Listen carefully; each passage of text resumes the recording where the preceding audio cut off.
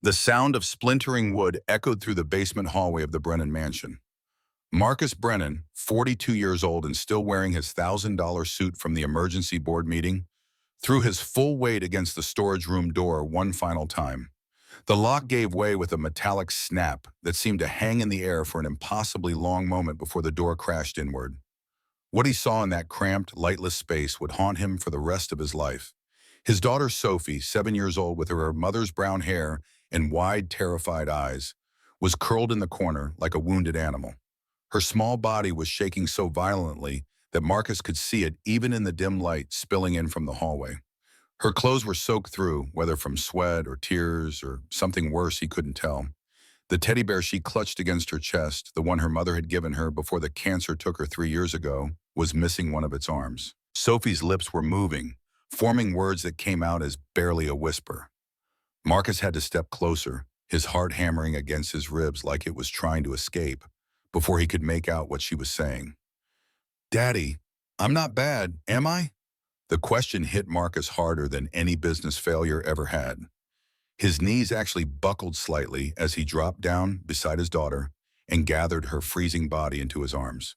She felt so small, so fragile, like she might shatter if he held her too tight.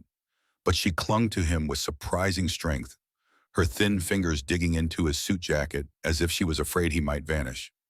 "No, baby," Marcus managed to say, though his voice came out strangled and rough. "You're perfect. Daddy's here now."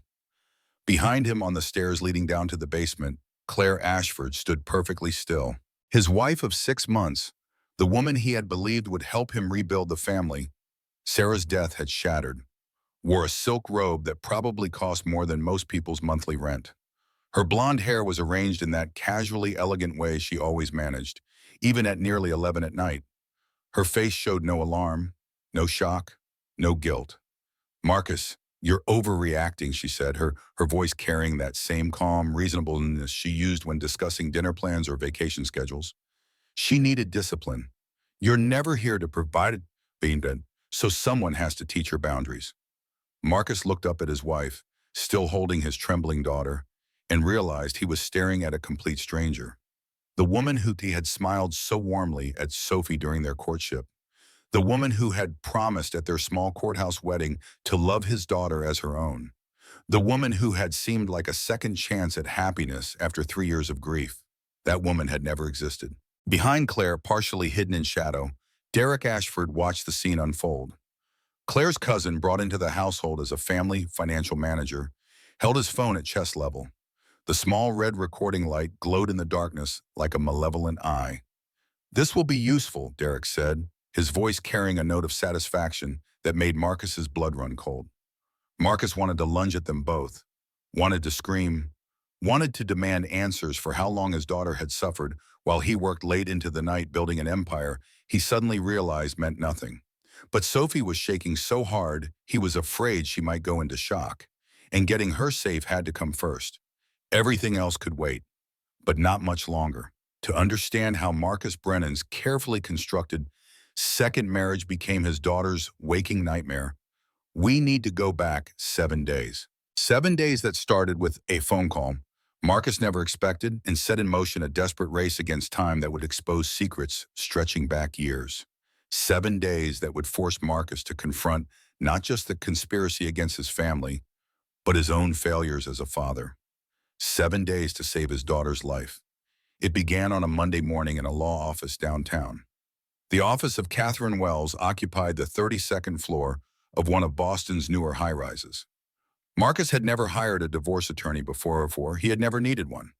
His first marriage to Sarah had been built on genuine love, the kind that survived medical bills and midnight hospital vigils, and the slow horror of watching cancer steal someone away piece by piece. When Sarah died, Marcus had believed that part of his life was simply over. The idea of divorcing Claire had never even crossed his mind, which made the papers Catherine slid across her desk all the more shocking. "Your wife filed for divorce 3 days ago," Catherine said. She was 55 years old with steel gray hair and eyes that had seen every variety of human deception. "She's seeking full custody of Sophie and a settlement of $50 million. Marcus stared at the documents without really seeing them. The words seemed to swim on the page. Irreconcilable differences. Petitioner seeks sole physical and legal custody. Respondent has demonstrated pattern of neglect. I didn't know we were getting divorced, Marcus said stupidly. Catherine's expression didn't change. That's not unusual in contested cases. What is unusual is the speed she's moving. The custody hearing is in 7 days. 7 days. The number seemed to echo in Marcus's head. Sophie is my daughter, Marcus said, his voice rising slightly. My daughter from my first marriage. Claire has no biological claim. She's been Sophie's legal guardian for 6 months, Catherine replied. Massachusetts law favors the primary caregiver in custody disputes. And Mr. Brennan, according to the documentation Claire's attorney has filed, you work an average of 80 hours per week. When was the last time you put your daughter to bed? Marcus opened his mouth to answer and realized he couldn't remember. Last week? 2 weeks ago? The Seaport project had been consuming all his time. Meetings running until 10 or 11 at night, weekend conference calls with investors in different time zones. He had justified it to himself as providing for Sophie's future, building something that would secure her life even after he was gone. Now, sitting in this sterile office with divorce papers in front of him, that justification felt hollow. Catherine leaned forward, her voice dropping to something almost gentle. Claire's attorney is Jeffrey Harmon. He's the best family law attorney in Boston, and he's going to paint you as an absent father who abandoned his daughter after his wife died. He's going to have witnesses testify about your work schedule. He's going to ask Sophie, on camera, when was the last time Daddy took you to school? When was the last time Daddy read you a bedtime story? When was the last time Daddy was there when you were scared? Each question felt like a knife sliding between Marcus's ribs. What do I do? He asked quietly. You have 7 days to prove Claire is unfit to parent, Catherine said. 7 days to gather evidence that she's not who she appears to be. 7 days to show the court that despite your work schedule, you're the parent Sophie needs. And if I can't? Catherine's silence was answer enough. Marcus's phone buzzed in his pocket. He pulled it out, grateful for the distraction, and saw a text from an unknown number. The area code was local, but the number itself wasn't in his contacts. The message was short, brutally short. Your daughter is in danger. Check the storage room tonight. 10:30. Come alone. Marcus stared at the screen. Catherine, watching his face, leaned forward. What is it? Marcus turned the phone so she could read the message. Her expression, so carefully neutral moments before, shifted into something harder. This could be a setup, she said. Claire's team trying to get you to do something stupid they can use against you in court. Or it could be someone trying to help, Marcus said. The two of them looked at each other across the desk. Outside the floor-to-ceiling windows, Boston spread out below them, the harbor glittering in the morning sun. It was a view Marcus had seen 1,000 times from various office buildings across the city, a view that represented success, power, the rewards of decades of calculated risks and strategic decisions. None of it meant anything if he lost Sophie. I'm going, Marcus said. Catherine nodded slowly. Then I'm putting a private investigator on standby. If this goes wrong, we need documentation that you were set up. Marcus pocketed his phone and stood. The divorce papers remained on Catherine's desk, a monument to how completely he had misjudged his second marriage, how completely he had failed to see the danger right in front of him. That was about to change. To understand what Marcus was walking into, we need to go back further, back to where it all began, back to the moment Marcus Brennan's grief made him vulnerable to a predator who had been waiting years for exactly this opportunity. 3 years earlier, on a cold Tuesday in June, Sarah Brennan took her last breath in a hospital room that smelled of disinfectant and false hope. Marcus sat beside her bed, holding her hand, feeling it grow cooler by degrees as the cancer that had ravaged her body finally claimed its victory. Their daughter, Sophie, only 4 years old, slept in the uncomfortable chair in the corner, clutching the teddy bear her mother had given her that morning. Promise me, Sarah had whispered, her voice barely audible above the machines that had kept her alive these last weeks. Promise you'll give Sophie a full life. Don't let work swallow you. I promise, Marcus had said, meaning it with every fiber of his being. Sarah smiled, or tried to. Her lips were cracked and pale. You're a good man, Marcus Brennan. Don't forget that. Those were her last words. Marcus held her hand as her breathing slowed, then stopped. He held it for another 10 minutes after that, unable to quite believe she was gone, unable to face the reality that he was now alone with a 4-year-old daughter who would wake up motherless. The funeral was large, as befitted the wife of a prominent real estate developer. Hundreds of people Marcus barely knew filed past the casket, offering condolences that meant nothing.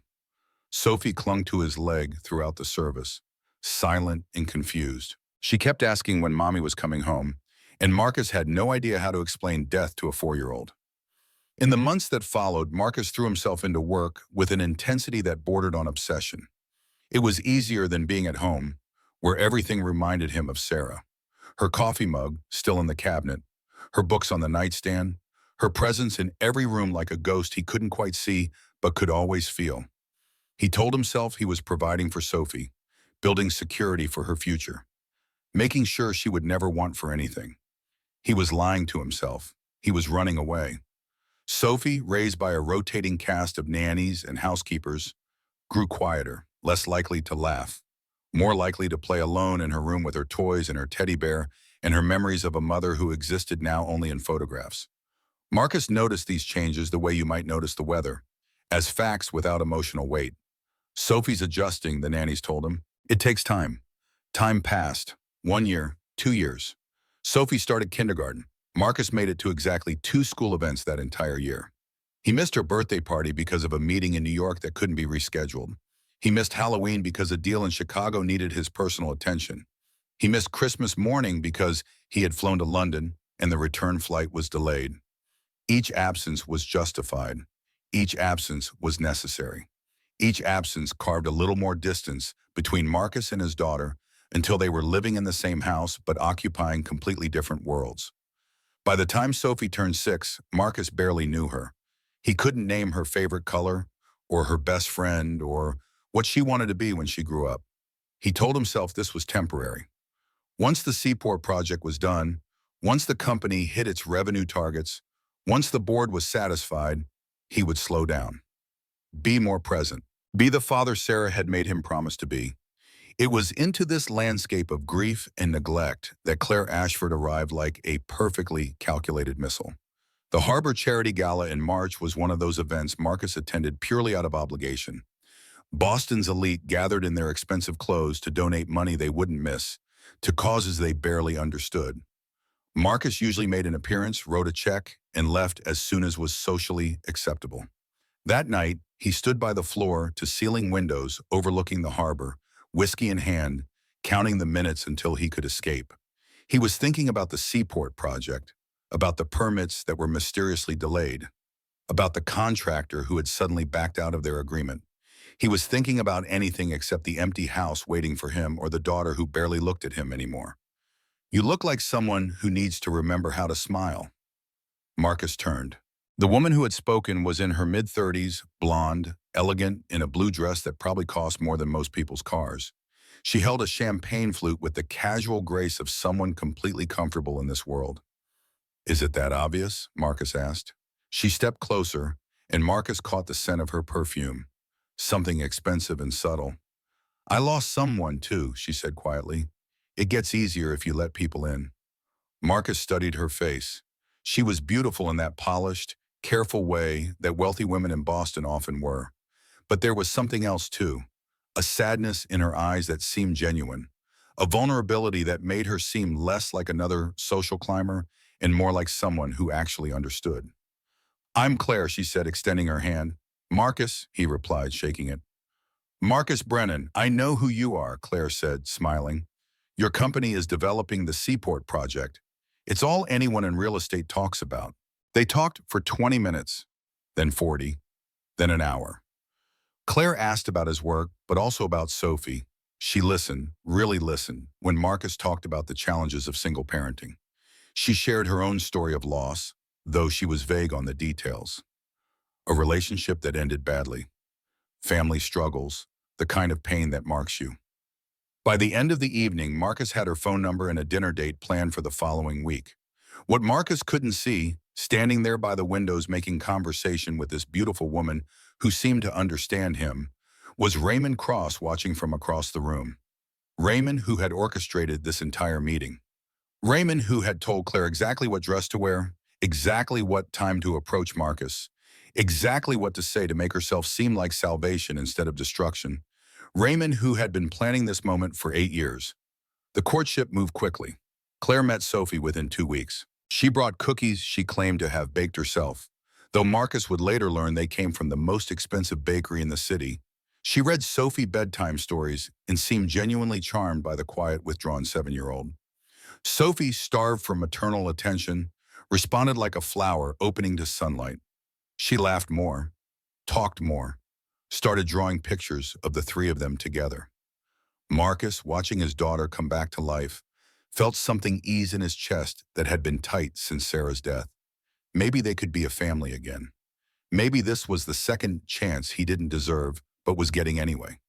Maybe Claire was the answer to problems he had barely admitted existed.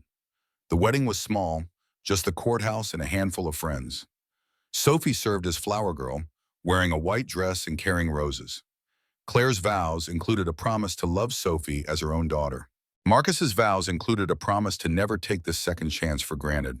He meant every word. What Marcus didn't know, couldn't know, was that Claire meant nothing she said, that every smile was calculated, every gesture rehearsed. Every moment of apparent affection was part of a performance she had been perfecting for months under Raymond's careful direction. The first week after the wedding seemed fine. Claire moved into the Brennan mansion with efficiency and grace. She rearranged some furniture, updated some decor, made the house feel less like a mausoleum to Sarah's memory and more like a place where new memories could be built. Sophie seemed happy. Marcus felt lighter than he had in years. The second week, small changes began. Claire suggested moving Sophie's bedtime from 8:30 to 7. "Children need structure," she explained. "You've been too lenient." Marcus, who barely knew his daughter's schedule anyway, agreed. It made sense. The third week, Sophie's television privileges were reduced. "Too much screen time isn't healthy," Claire said. "We need to focus on educational activities." Again, Marcus agreed. It sounded responsible.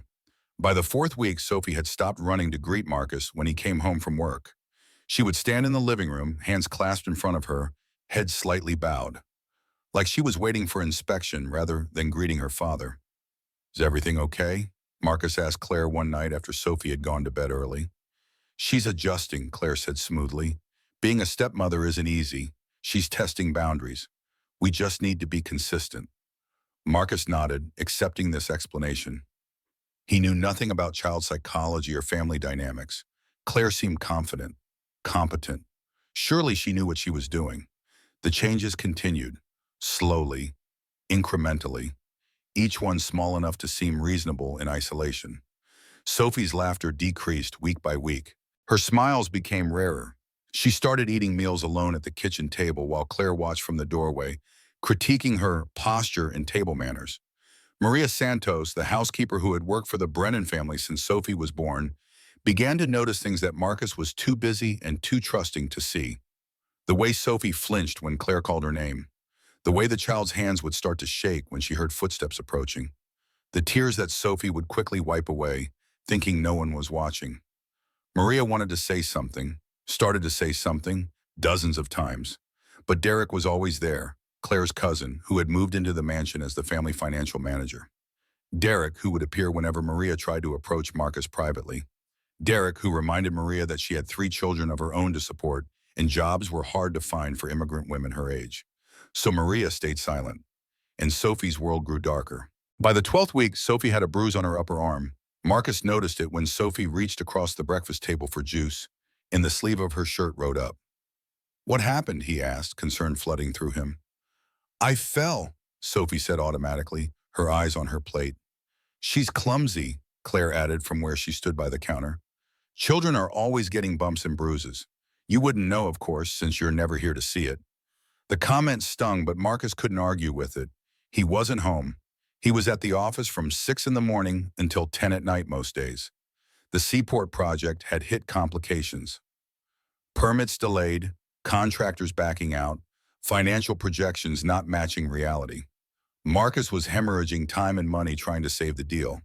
What he didn't know was that Derek was actively sabotaging the project, altering documents, spreading rumors among contractors, creating delays that seemed like random bad luck, but were actually carefully orchestrated chaos. Every problem Marcus faced at work was designed to keep him distracted, keep him away from home, keep him from noticing what was happening to his daughter. The system was working perfectly. And then, on a Monday morning, Marcus received a text message from a number he didn't recognize. A message that started a clock ticking, a countdown to either salvation or complete destruction. Your daughter is in danger. Check the storage room tonight. 10:30. Come alone. Marcus sat in his office staring at those words for 5 full minutes before he called Catherine Wells. By the time he hung up, he had a divorce attorney, knowledge of a custody battle he hadn't known existed, and a deadline of 7 days to save his daughter. 7 days that had now shrunk to 6.5. The rest of Monday crawled by with agonizing slowness. Marcus tried to focus on work, but found himself reading the same emails 3 times without absorbing their content. His assistant asked if he was feeling well. His COO wanted to discuss the Seaport project delays, but Marcus barely heard him. His mind was entirely occupied with that text message. Check the storage room. 10:30. Come alone. Who had sent it? How did they know Sophie was in danger? What was in the storage room? The mansion's basement storage room was where they kept old furniture, holiday decorations, boxes of Sarah's belongings Marcus hadn't been able to part with. He couldn't remember the last time anyone had been down there. By 6 o'clock, Marcus couldn't take it anymore. He told his assistant he was leaving early. She looked at him like he had announced he was moving to Mars. Marcus Brennan never left early. Marcus Brennan worked until the office was empty and the cleaning crew was vacuuming around his desk. But tonight was different. Marcus drove home through rush hour traffic, his hands tight on the steering wheel. The mansion was in Brookline, a quiet neighborhood of old money and older trees. He pulled into the circular driveway at 7:15, earlier than he had been home in months.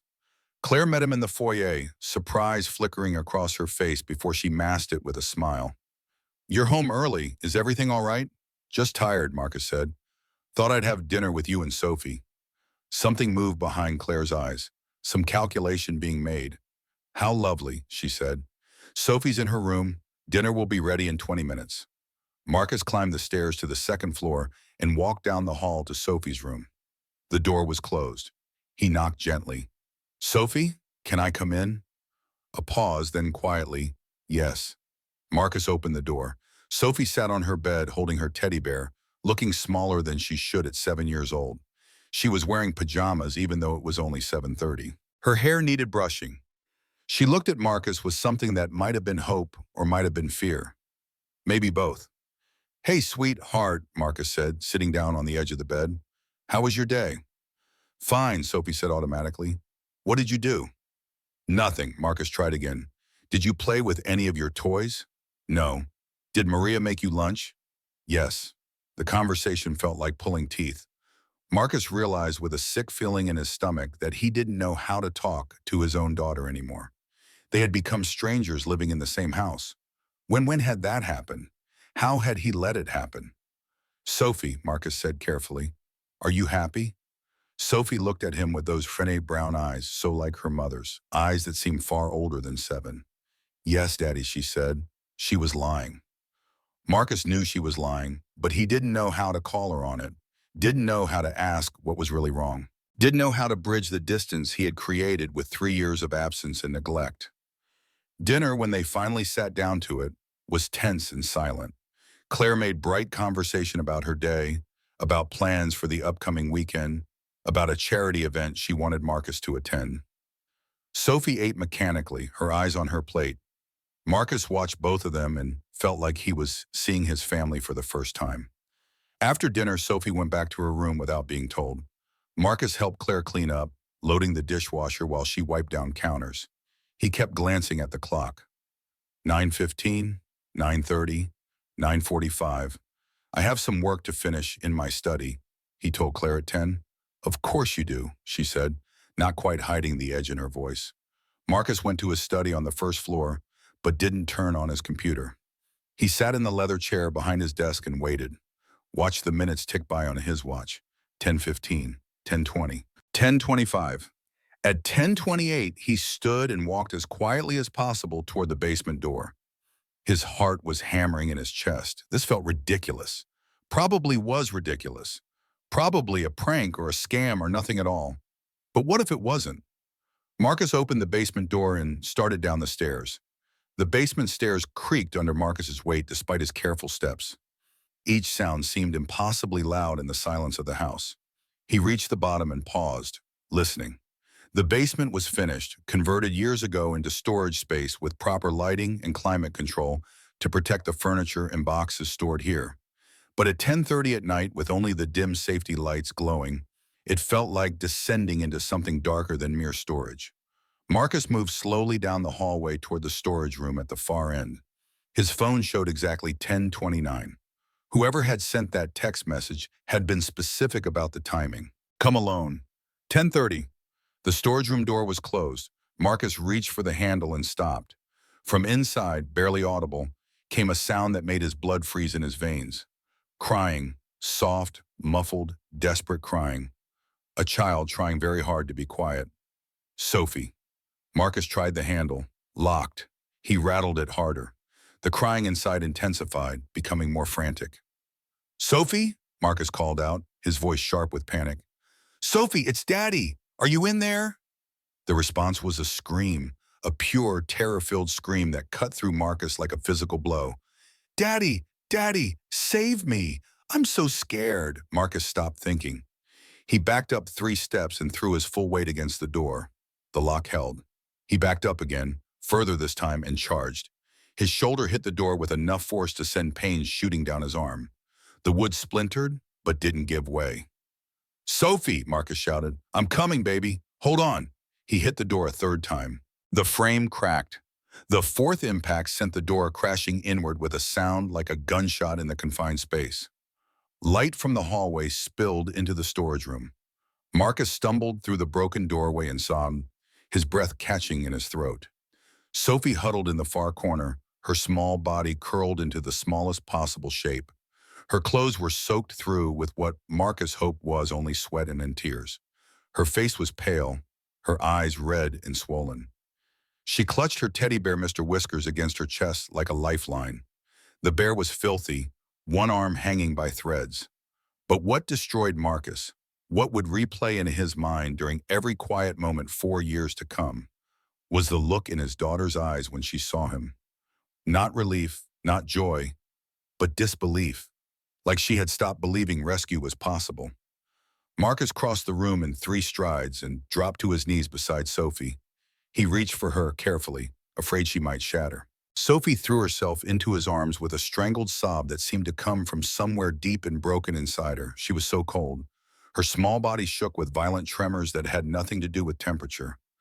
Marcus pulled her close, trying to warm her with his body heat, his own hands shaking almost as badly as hers. "I'm here," he whispered into her hair. "I'm here now. I've got you." Sophie clung to him with desperate strength. Her voice, when she finally spoke, was so quiet Marcus had to strain to hear it. "Daddy, I'm not bad." "Am I?" The question hit Marcus like a fist to the chest. "No, baby, God, no, you're perfect. You're so perfect. Claire said I was bad. Claire said that's why Mommy died. Because I was bad." Marcus felt something break inside him. Something that had been holding him together through 3 years of grief and guilt and willful blindness. He pulled Sophie closer, his face pressed against the top of her head.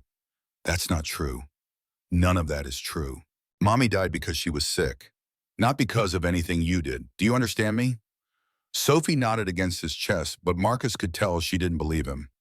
Months of psychological torture couldn't be undone with a few words in a basement storage room. The damage ran deeper than that. Marcus stood, lifting Sophie with him. She wrapped her legs around his waist and her arms around his neck, holding on like he might disappear if she let go. Marcus turned toward the door and froze. Claire stood at the top of the basement stairs, backlit by the hallway light. She wore her silk robe and her hair was perfect and her face was utterly calm, like she was watching something mildly interesting on television rather than her husband rescuing his daughter from a locked storage room. "Marcus, you're overreacting," Claire said in that same reasonable tone she used for everything. She needed discipline. You're never here to provide it. Marcus stared at his wife and realized he was looking at a complete stranger. Every smile she had given him, every gentle touch, every word of affection, all of it had been a mask, a performance, and underneath was something cold and calculating that made his skin crawl. She needed discipline, Marcus repeated, his voice dangerously quiet. She's 7 years old. She was locked in a dark room. How long, Claire? Claire tilted her head slightly as if considering the question. A few hours. She dropped food on the floor at dinner. She needs to learn to be more careful. Behind Claire, Derek appeared. Claire's cousin held his phone at chest level, the screen glowing. Recording, always recording, building whatever case they thought they needed. You should have stayed at work, Derek said. His voice carried satisfaction. This isn't going to look good for you in court. The word court hit Marcus like cold water. The divorce papers, the custody hearing in 7 days. This was all connected. But how deep did it go? Marcus carried Sophie up the stairs. Claire and Derek stepped aside but didn't try to stop him. That was somehow more disturbing than if they had. They weren't afraid of him, weren't worried about consequences. They had a plan, and Marcus crashing into it didn't seem to concern them at all. Get out, Marcus said quietly when he reached the top of the stairs. Both of you, get out of my house. Claire's calm expression finally shifted. A flash of anger crossed her face before she controlled it. This is my home too, Marcus. You can't just throw me out. Watch me. You're making a mistake, Derek said, still recording. A huge mistake. This is going to destroy you in court. I don't care. You should. Claire's attorneys are going to paint you as violent, unstable, breaking down doors, threatening your wife. How do you think that plays to a family court judge? Marcus looked at the phone recording him, at Claire's calculating eyes, at Derek's smug smile. He was outmaneuvered and they knew it. Everything he had done tonight, done out of love and panic and desperate need to save his daughter, could be twisted into evidence of instability. But Sophie was shaking in his arms. Sophie had been locked in a dark room for hours. Sophie had been told her mother's death was her fault. Whatever games Claire and Derek were playing, whatever trap they thought they had set, none of it mattered compared to that. Get out, Marcus repeated, or I call the police and we see how well your recording stands up against child abuse charges. Claire's eyes narrowed. You have no proof of abuse. You have a child who was sent to her room for punishment. That's not abuse. That's parenting. She was locked in, Marcus said, in the dark, for hours. She was grounded, Claire corrected smoothly. The door sticks sometimes. If she said it was locked, she's lying. Children lie, Marcus. You'd know that if you were ever around. The argument was slipping away from him. Claire was too prepared, too smooth. She had answers for everything. Meanwhile, Sophie was getting colder in his arms, and shock was starting to set in. Marcus needed to get her to a hospital, needed to get her checked by doctors who could document what had been done to her, needed to stop wasting time arguing with people who would never admit the truth. We're leaving, Marcus said. He walked toward the front door, still carrying Sophie. Behind him, he heard Claire and Derek following. Marcus, Claire called out, if you leave with her tonight, my attorneys will file an emergency custody motion in the morning. They'll say you kidnapped her. They'll say you're unstable and dangerous. Marcus opened the front door and stepped out into the cool night air. Sophie pressed her face against his neck. Let them try, he said without looking back.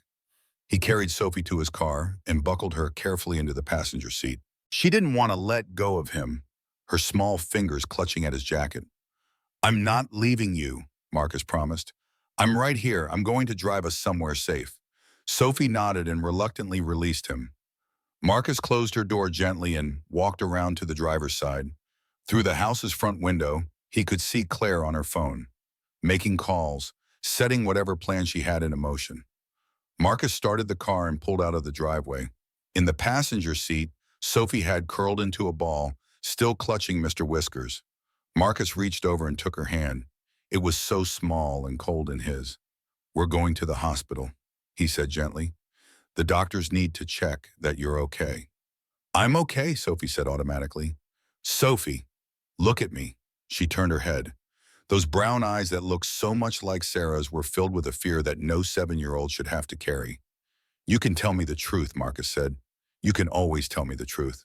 I promise nothing you say will get you in trouble. I promise I'm going to keep you safe. Sophie's lower lip trembled. Her voice came out as barely a whisper. She hurts me, Daddy, when you're not home. She says you don't want me anymore. She says I'm why Mommy died. She locks me in the dark room when I'm bad, sometimes for a really long time. Marcus had to pull over because his hands were shaking too hard to drive safely. He put the car in park on a side street and turned to his daughter. How long has this been happening? Sophie looked down at Mr. Whiskers. Since she moved in. Since right after the wedding. 6 months. Sophie had been suffering for 6 months while Marcus worked late and missed dinners and convinced himself everything was fine. 6 months of psychological torture inflicted on a child who had already lost her mother. I'm so sorry, Marcus said. Yeah, I said, his voice breaking. I'm so sorry I didn't see it. I'm so sorry I wasn't there. It's okay, Sophie said, and that somehow made it worse, that she was trying to comfort him when she was the one who had been hurt. No, Marcus said firmly, it's not okay. None of this is okay. But it's going to stop, right now, today. I promise you, Sophie, she is never going to hurt you again. Sophie nodded and went back to staring at her teddy bear. Marcus took several deep breaths, trying to steady himself, and pull back onto the road. The nearest emergency room was 10 minutes away. 10 minutes to start documenting what had been done to his daughter. 10 minutes to begin building a case that would keep Claire away from Sophie forever. His phone rang. Marcus glanced at the screen. Catherine Wells, his attorney. He answered on speaker. Where are you? Catherine asked without preamble. Driving to the hospital. I found Sophie locked in our storage room. She's showing signs of hypothermia and possible dehydration. Good. That's very good. I mean, not good that she's hurt, but good that you're documenting. The hospital will file a mandatory report with DCF. That starts an investigation. Claire's going to claim that I kidnapped Sophie. Let her. You're taking your injured daughter to receive medical care. No judge in the world will call that kidnapping. How's Sophie doing? Marcus looked over at his daughter. She had her eyes closed, but he could tell from her breathing she wasn't asleep. Scared. Traumatized. But alive. She's alive, Marcus said. Then you've already won the most important battle, Catherine replied. Get to the hospital. Get everything documented. I'll meet you there in 30 minutes. And Marcus? Yes, call the police. File a report about the storage room. About everything Sophie told you to. Start creating a paper trail right now. Marcus hung up and immediately dialed 911. The operator who answered was calm and professional, taking down details about Sophie's condition and promising officers would meet them at the hospital. By the time Marcus pulled into the emergency room parking lot, he had already been transferred twice to speak with a child services specialist. Sophie was admitted immediately. The nurses who took her information kept their faces carefully neutral, but Marcus could see the concern in their eyes. A 7-year-old girl brought in by her father at 11 at night, showing signs of exposure and psychological distress. This set off alarms. A doctor arrived within minutes. Dr. Rachel Kim was probably 40, efficient and kind in equal measure. She knelt down to Sophie's eye level. Hi, Sophie. I'm Dr. Kim. Can you tell me what hurts? Sophie looked at Marcus. He nodded encouragement. I'm cold, Sophie said, and my tummy hurts. I didn't eat dinner. When did you last eat? Lunch. I made Claire mad at dinner, so she sent me to the room. Dr. Kim's expression didn't change, but something tightened around her eyes. She stood and turned to Marcus. We need to do a full examination. It would be better if you waited outside. I don't want to leave her. I understand, but for the examination to be admissible in court, and I assume that's where this is heading, we need to follow proper protocols. There's a family room down the hall. I promise I'll take good care of her. Marcus looked at Sophie. She was already being brave, had been being brave for months while he was oblivious. The least he could do was let her be examined without him hovering. I'll be right outside, he told Sophie, right down the hall. If you need me, you just call and I'll come running. Sophie nodded. She looked very small on the hospital bed in her dirty clothes, clutching her damaged teddy bear. Marcus forced himself to leave the room. In the hallway, he leaned against the wall and closed his eyes. The full weight of the evening was starting to crash over him. The text message, the locked storage room, Sophie's terrified eyes, Claire's calm face, Derek's recording phone. The 6 months of abuse he had been too busy to notice. Mr. Brennan? Marcus opened his eyes. Two police officers stood in front of him, a man and a woman, both probably in their early 40s. I'm Detective Sarah Chen, the woman said. This is Detective Michael Torres. We understand your daughter was found locked in a storage room. Marcus nodded and launched into an explanation of the evening. The text message, finding Sophie, Claire's reaction, everything Sophie had told him in the car. The detectives took notes without interrupting. Do you still have the text message? Chen asked. Marcus pulled out his phone and showed them. Chen photographed the screen with her own phone. Do you have any idea who sent this? No, but they knew Sophie was in danger. They knew exactly when to tell me to check. Someone was watching the house, or someone inside the house sent it. We'll need to examine the storage room, Torres said. Document the scene. Is anyone at the house now? My wife Claire and her cousin Derek. They'll probably refuse to let you in without a warrant. Chen and Torres exchanged looks. We can get a warrant, Chen said, but it will take a few hours. In the meantime, I'd like you to write down everything you remember about tonight. Every detail. Times, conversations, everything. She handed Marcus a notepad. He found an empty chair in the family waiting room and started writing. His hands shook slightly as he formed the words. The act of documenting made it real in a way even finding Sophie hadn't quite managed. Written down in black ink on white paper, the abuse became undeniable fact rather than nightmare. Catherine arrived 20 minutes later, carrying a briefcase and looking like she had dressed in 30 seconds. She sat down next to Marcus and read what he had written so far. Good, she said. This is all good. The text message is interesting. Someone wanted you to find Sophie tonight specifically. Someone who knew what was happening but couldn't or wouldn't intervene directly. Who? Catherine shook her head. Could be a lot of people. Household staff, neighbors, someone in Claire's circle having second thoughts. We'll figure it out. Right now, focus on Sophie. Dr. Kim appeared in the doorway of the family room. Her face was grim. Mr. Brennan, can you come with me, please? Marcus followed her into a consultation room. Catherine came too without being invited. Dr. Kim closed the door and pulled out a tablet with Sophie's chart on it. Sophie is medically stable, she started. Mild hypothermia, which we're treating with warming blankets and warm fluids. Moderate dehydration, which we're addressing with an IV. Malnutrition that's consistent with irregular meals over an extended period. She paused and her voice became harder. She's also showing signs of prolonged psychological trauma. She flinches at sudden movements. She apologizes constantly, even when she hasn't done anything wrong. When I asked her about the bruises on her arms, she said she was bad and deserved them. Marcus felt like he had been punched. Bruises. There were bruises. The bruises are in various stages of healing, Dr. Kim continued, which means this wasn't a one-time incident. Someone has been physically punishing this child for weeks, possibly months. I've already contacted Child Protective Services as required by law. They'll be sending a caseworker within the hour. What about Sophie? Marcus asked. How is she doing emotionally? Scared, confused. She asked me 3 times if you were really still here or if I was lying to her. She doesn't trust adults anymore, Mr. Brennan. That level of trust destruction takes sustained effort. The words hung in the air like an indictment. Marcus had let this happen, had been so consumed by work and grief and his own needs that he had left his daughter vulnerable to a predator. Can I see her now? Yes, she's been asking for you. Marcus followed Dr. Kim back to Sophie's room. His daughter was sitting up in bed, bundled in warming blankets, an IV line in her small arm. She looked impossibly fragile against the white hospital sheets. Daddy, she said when she saw him, and Marcus crossed the room in 3 steps to gather her gently into his arms. I'm here, he said. I'm not going anywhere, promise? I promise, On. Sophie relaxed slightly against him.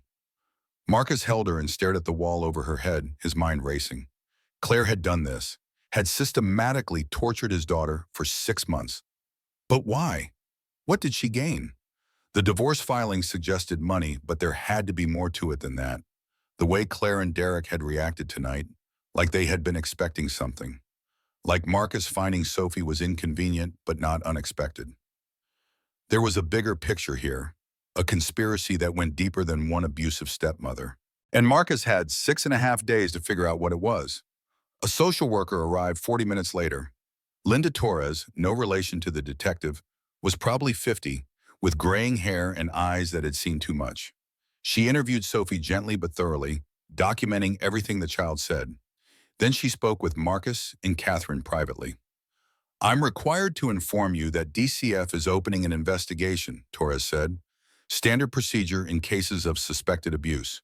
We'll be interviewing everyone in the household, examining the home environment, reviewing Sophie's medical and school records. How long does that take? Marcus asked. Normally, weeks. But Detective Chen called in some favors and we're expediting this. We'll have preliminary findings within 48 hours. And in the meantime, Sophie stays with you. I'm issuing an emergency protective order barring Claire Ashford from contact with Sophie pending the investigation. Catherine leaned forward. What about the custody hearing? That's now moot. DCF involvement supersedes private custody arrangements. The family court judge will wait for our findings before making any decisions. So we have time, Marcus said. You have time to gather evidence, Torres corrected, because I guarantee Claire's attorney is already crafting a narrative about you. Absent father, unstable, possibly violent, breaking down doors. You need to prove that what happened tonight was rescue, not kidnapping. I have proof, Marcus said. Sophie told me everything in the car, the months of abuse, the locked room, all of it. Torres shook her head gently. Sophie is 7. Her testimony alone won't be enough, especially if Claire's attorney attacks her credibility. Children are considered unreliable witnesses. You need physical evidence, documentation, witnesses. What about the storage room, the lock? That's a start. But Claire will argue the lock was faulty, that Sophie wasn't actually confined, that this is all a misunderstanding blown out of proportion by an overreacting father. Marcus felt frustration building. So what do I do? You find out who sent you that text message, Torres said. Because that person knew what was happening. That person has been watching this situation. And that person probably has evidence that can back up Sophie's story. Marcus pulled out his phone and stared at the unknown number. Someone in his household, someone who had watched Sophie suffer and finally decided enough was enough. Someone who knew to send him down to that storage room at exactly 10:30. Maria, Marcus said suddenly. The housekeeper. She's worked for us since before Sarah died. She adores Sophie, but she's been quiet these last months. Nervous. I thought it was just adjustment to Claire being in the house. Interview her, Catherine said. Tonight if possible, before Claire has a chance to threaten or bribe her into silence. Marcus looked at his daughter, finally sleeping peacefully in the hospital bed with her teddy bear tucked under her chin. Every moment he spent away from her felt wrong, but Torres was right. Sophie's word alone wouldn't be enough. He needed evidence. Stay with her, Marcus said to Catherine. If she wakes up and I'm not here, she'll panic. Catherine nodded. Go. Do what you need to do. Marcus kissed Sophie's forehead gently and left the hospital. It was after midnight now. The text to Maria was brief. I know what happened to Sophie. I need to talk to you. Tonight. This is not about getting you in trouble. This is about keeping Sophie safe. The response came back in less than a minute. Coffee shop on Harvard Street. 20 minutes. Come alone. The police raid on Raymond Cross's South Boston warehouse happened at dawn on Wednesday morning. Marcus wasn't there to see it. He was at the hotel room watching Sophie sleep, her small hand wrapped around his index finger like she used to do when she was a baby. But Detective Chen called him 20 minutes after the tactical team breached the door. We got him, she said without preamble. Raymond was exactly where you said he'd be. He tried to run out the back, but we had it covered. Marcus, you need to see what we found. Can it wait? Marcus asked, looking at his daughter. She had finally fallen into deep sleep after weeks of nightmares. He didn't want to leave her. No, Chen said quietly. We found evidence of the other operations. 6 families, 6 children. One of them is happening right now in Chicago. We need your help understanding Raymond's system so we can stop it before another child gets hurt. Marcus looked at Sophie again. Then he gently extracted his finger from her grip and called Maria, who arrived 15 minutes later to sit with Sophie while she slept. I'll be back in 2 hours, Marcus told Maria. If she wakes up, call me immediately. The warehouse was exactly as Marcus remembered it from 8 years ago. Only now it was crawling with federal agents and forensic technicians. Raymond had converted the space into a command center with multiple computer stations, wall-mounted monitors, and filing cabinets that lined every available wall. It looked like a military operation, which Marcus supposed it was. A war Raymond had been waging against him and 5 other men whose only crime was crossing Raymond at some point in their lives.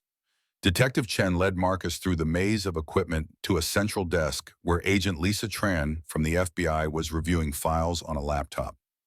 "Mr. Brennan," Tran said, extending her hand, "I'm sorry we're meeting under these circumstances. But what we've found here is going to help us shut down Raymond's entire operation and potentially save several children who are currently in situations similar to what your daughter experienced." She turned the laptop so Marcus could see the screen. It showed a spreadsheet with 6 columns, each labeled with a man's name. Marcus's name was at the top of the first column. Below it was a timeline of events stretching back 2 years. Meeting Claire, the wedding, the gradual escalation of abuse, the business sabotage, all of it mapped out with military precision. The other 5 columns showed similar patterns.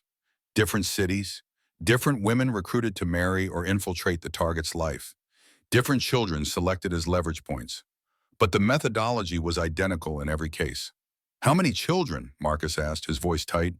"6, including Sophie," Tran said.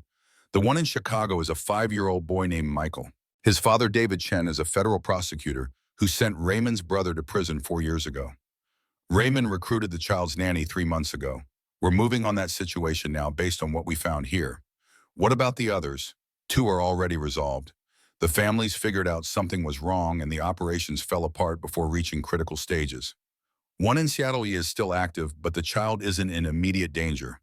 We're coordinating with local police. The remaining 2 cases involve adults whose children are grown, so Raymond pivoted to different leverage points. Financial ruin, reputation destruction, but no children at risk." Marcus felt some of the tension ease from his shoulders. Sophie's suffering hadn't been for nothing if it led to stopping Raymond before he could hurt more children. "We need to understand how he recruited his operatives," Tran continued. "Derek Ashford is cooperating, but we need to corroborate his testimony. Can you walk us through what you know about Claire's background?" For the next 90 minutes, Marcus told them everything. How Claire's mother, Patricia, had been fired. How Raymond had framed Patricia to create a weapon out of Claire's grief. How the meeting at the charity gala had been orchestrated down to the color of Claire's dress. Every detail added another piece to the prosecution's case. When they finally finished, Marcus checked his watch. 2 hours had become 3. He called Maria. "She's still sleeping," Maria assured him. "Peaceful sleep, Mr. Brennan. The first I've seen in months. Don't rush back. She's safe." Marcus hung up and turned to find Chen and Tran watching him with expressions that mixed sympathy and respect. "You're a good father," Tran said. "Better late than never." "I was a terrible father," Marcus corrected. "I'm trying to be better." "That's all any of us can do," Chen said. "Try to be better than we were yesterday." Marcus drove back to the hotel as the sun climbed higher over Boston. The city looked different in daylight, cleaner somehow. Like the darkness that had infected his life for the past year was finally burning away in the morning light. Sophie was awake when he returned, sitting up in bed with Maria braiding her hair. She looked up when Marcus entered, and her whole face transformed with joy so pure it made Marcus's chest ache. "Daddy, you came back. I told you I would," Marcus said, sitting on the edge of the bed. "I'll always come back now. That's a promise." Sophie studied his face with those serious brown eyes that looked so much like Sarah's. "Okay," she said simply. And Marcus knew that okay carried the weight of months of broken promises and abandonment. It would take time to rebuild that trust completely. But they had time now, all the time in the world. The trial began 6 weeks later on a cold October morning. The courthouse steps were crowded with media, protesters holding signs about child protection, and curious onlookers hoping for a glimpse of the millionaire whose wife had tortured his daughter. Marcus held Sophie's hand as they walked through the crowd, James Porter running interference to keep the cameras at a distance. Sophie didn't have to testify in person. Judge Lawson had approved a pre-recorded video testimony given in Dr. Patel's office with just Sophie, the therapist, and a camera operator present. But Sophie had insisted on being at the courthouse. "I want to see them," she had told Marcus the night before. "I want to see that they can't hurt me anymore." Marcus had tried to talk her out of it, but Dr. Patel surprised him by supporting Sophie's decision. She needs to reclaim her power, the therapist explained. Right now, Claire and Derek still occupy space in her nightmares. Seeing them powerless in a courtroom, seeing the system protecting her instead of failing her, that's an important step in her healing. So Marcus brought her. And when they entered the courtroom and Sophie saw Claire sitting at the defendant's table in prison clothes, thin and exhausted and utterly defeated, Sophie squeezed Marcus's hand and whispered, "She looks small." "She is small," Marcus whispered back. "She always was. We just couldn't see it." The trial lasted 3 weeks. Prosecutor Jennifer Walsh built her case methodically. Maria's notebook, the hospital records, the crime scene photos of the storage room, Dr. Kim's testimony about Sophie's injuries, the forensic analysis of Derek's computers showing the video surveillance and the emails with Raymond. And then, on the 8th day of testimony, Eleanor Dawson took the stand. She was 72 years old now, thin and gray, but with eyes that burned with righteous anger as she told the court about watching Raymond Cross frame Patricia Ashford 12 years earlier. "I saw him plant fake invoices in her desk," Eleanor said, her voice steady despite her age. "I saw him alter financial records on her computer after hours. I tried to report it to Marcus Brennan, but Raymond had connections in the company. I was fired before I could provide evidence. And Patricia Ashford, an innocent woman, was destroyed. She killed herself 2 years later because she couldn't live with the false accusation of being a thief." The courtroom was silent except for the sound of Claire crying at the defendant's table. Not the calculated tears of someone playing for sympathy. Real broken sobs of a woman realizing her entire adult life had been built on a lie. When Eleanor finished her testimony, she looked directly at Claire. "Your mother was a good woman," Eleanor said. "She loved you. And Raymond Cross murdered her as surely as if he'd put a gun to her head. Don't let him murder you too by making you into a monster." Claire was removed from the courtroom after that, her sobs echoing down the hallway. The defense tried to mount a case based on mental manipulation. Claire's attorney argued that Raymond had brainwashed her, that she was a victim as much as Sophie was. But Walsh demolished that defense by playing audio recordings from the hidden cameras. Recordings where Claire laughed as Sophie begged to be let out of the storage room. Recordings where Claire told Derek that breaking the child was easier than she'd expected. "Some things," Walsh told the jury in her closing argument, "cannot be excused by claiming you were manipulated." Claire Ashford made choices. Every time she locked that child in the dark. Every time she told that little girl her mother died because she was bad. Every time she chose cruelty over kindness. Those were her choices. The jury deliberated for 7 hours. When they returned, the forewoman read the verdict with a voice that shook slightly. "On the charge of child abuse in the first degree, we find the defendant guilty. On the charge of conspiracy to commit fraud, we find the defendant guilty. On the charge of unlawful imprisonment, we find the defendant guilty." Claire collapsed in her chair. Derek, whose trial was separate but simultaneous in another courtroom, received similar verdicts. Raymond Cross's trial was a federal case and wouldn't begin for another 3 months, but the evidence against him was overwhelming. 6 counts of conspiracy, multiple counts of fraud and racketeering, and now, with Eleanor's testimony, potentially charges related to Patricia Ashford's death. "He's going to die in prison," Catherine told Marcus after the verdict. "Even if he lives to be 100, he'll never see freedom again." "Good," Marcus said simply. The sentencing hearing was 2 weeks later. Judge Lawson called Claire to stand before the bench. "Ms. Ashford," the judge began, her voice carrying the weight of 3 decades of adjudicating human cruelty, "I've seen many cases of child abuse in my career. But what makes your case particularly heinous is the premeditation. This wasn't a parent losing their temper. This wasn't discipline that went too far. This was systematic torture of a 7-year-old child over the course of 6 months. You are sentenced to 20 years in state prison with no possibility of parole for 15 years. Claire said nothing. She simply stared at the floor as the bailiff led her away. Derek received 12 years. Raymond, when his trial concluded in January, received life without parole plus 140 years on additional charges. But for Marcus and Sophie, the healing had already begun long before those sentences were handed down. They found a small house in Cambridge near the river. 3 bedrooms, a backyard with an old oak tree, and a kitchen with windows that let in morning light. Sophie picked out yellow paint for her bedroom. She filled it with new toys, new books, and Mr. Whiskers, who held a place of honor on her pillow. Marcus enrolled her in a new school with a counselor who specialized in trauma. He attended every parent-teacher conference, every school play, every soccer game, even though Sophie spent most of the time on the field picking dandelions instead of chasing the ball. At night, he read to her. They started with simple books and gradually worked up to chapter books that took weeks to finish.